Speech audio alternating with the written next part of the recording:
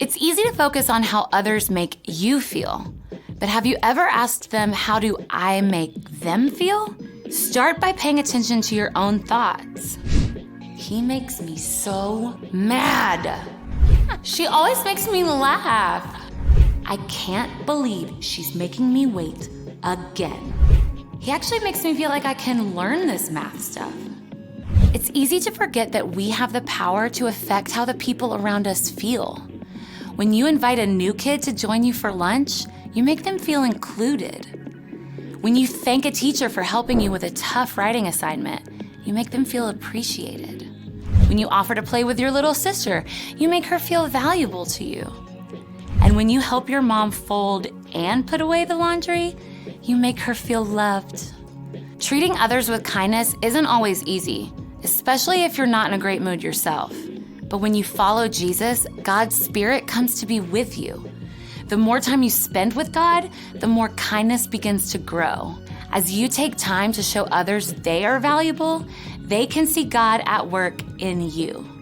That's why kindness is an amazing way to worship God with your life. Because worship is about more than just singing loud, it's all about living loud.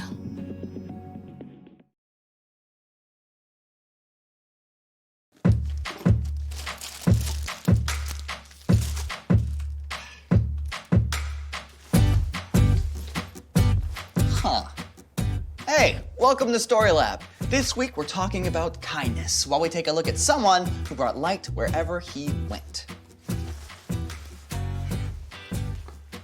I thought my lantern was in here.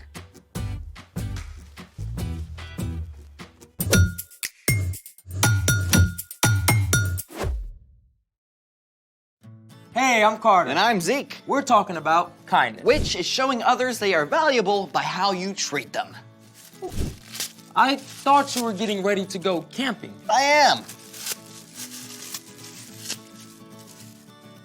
This looks more like crafting to me. Well, I can't find my camping lantern, so I'm making one. With tissue? Oh, with this. Hey, that's mine. Well, you don't mind donating it for the cause of camping, right? Ew. Ugh.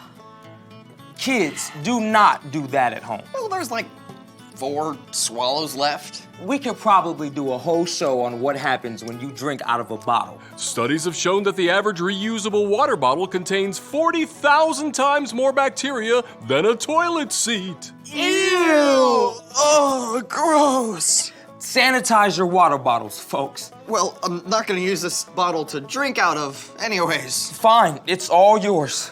Excellent!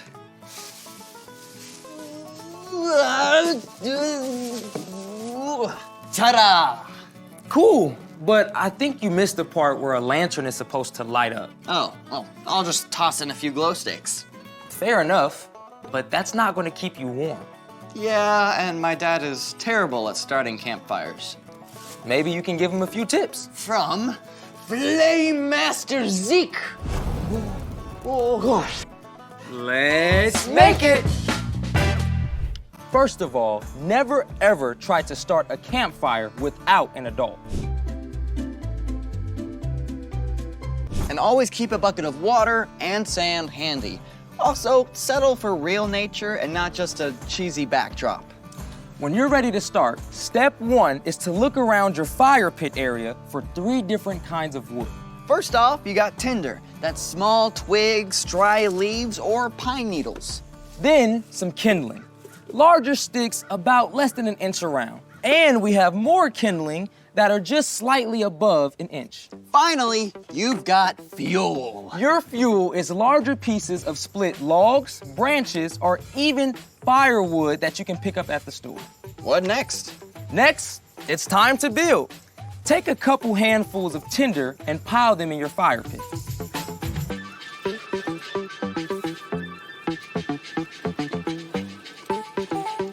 Right there. Then add some kindling and build a little tent over your tinder. Might want some more. Just pile it on top. Yep.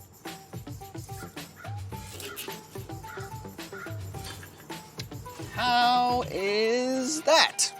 You got it. Now it's time for a grown-up to bring out a match or a lighter. The dry twigs and leaves should light pretty easily.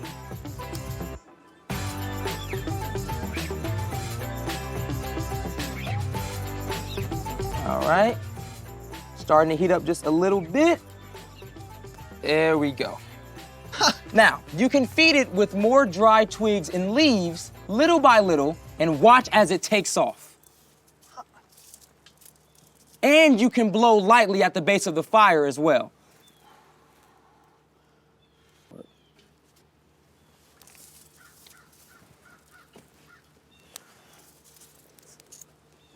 All right.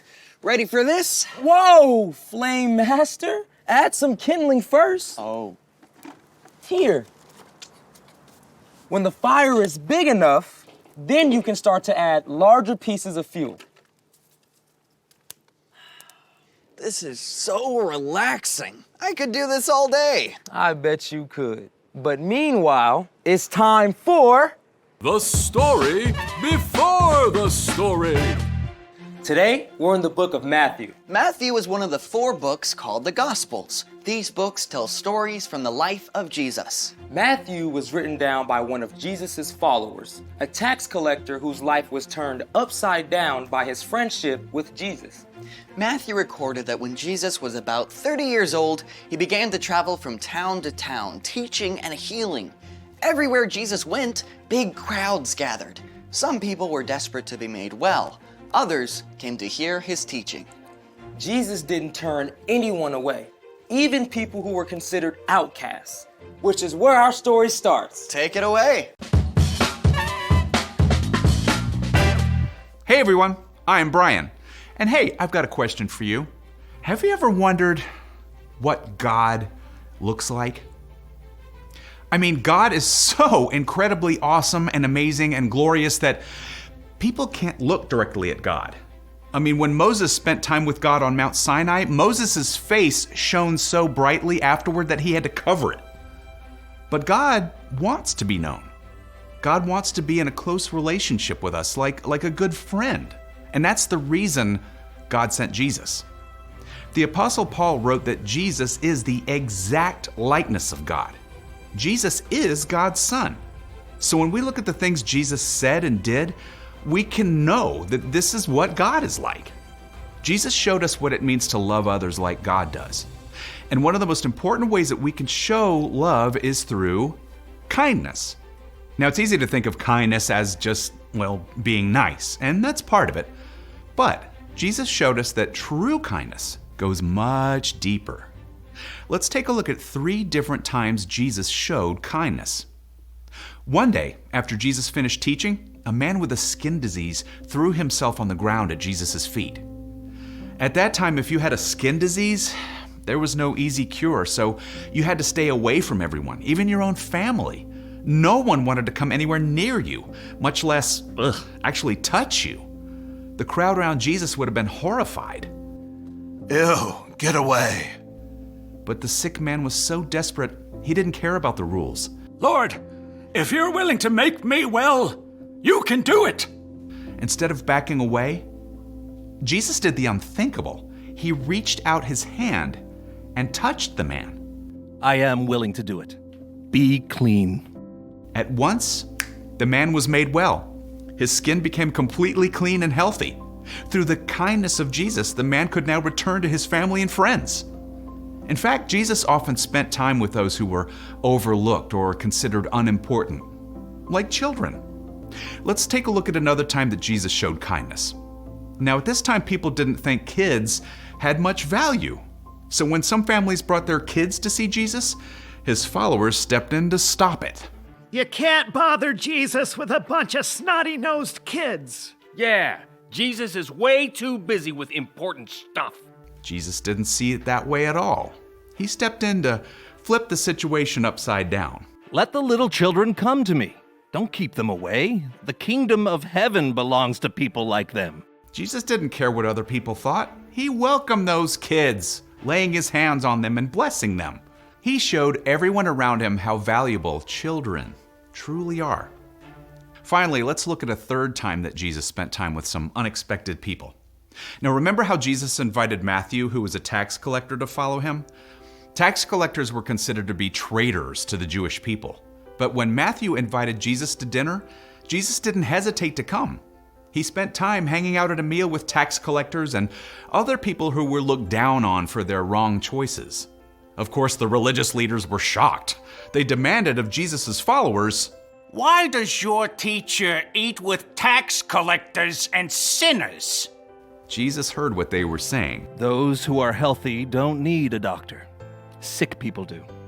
I've not come to get those who think they are right with God to follow me.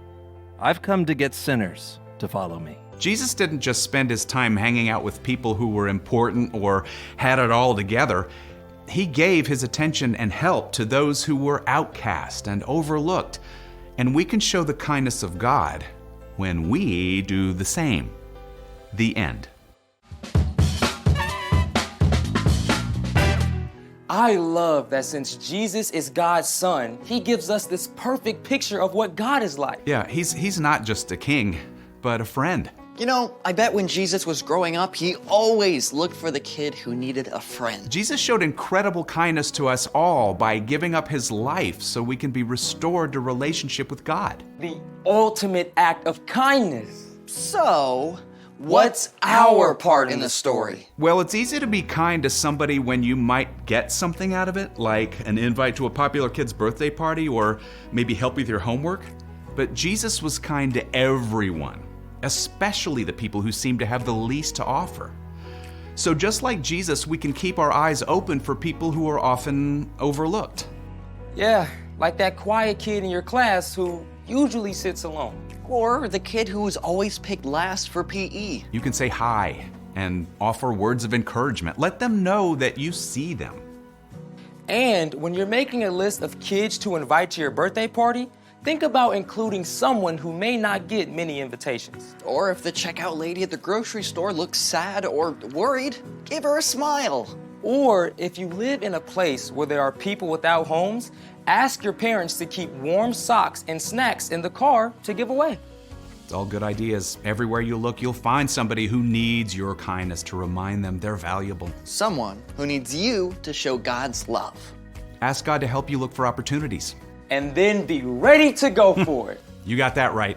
See you next time. So, here's the thing. Jesus showed us how to be kind By treating everyone with love and respect.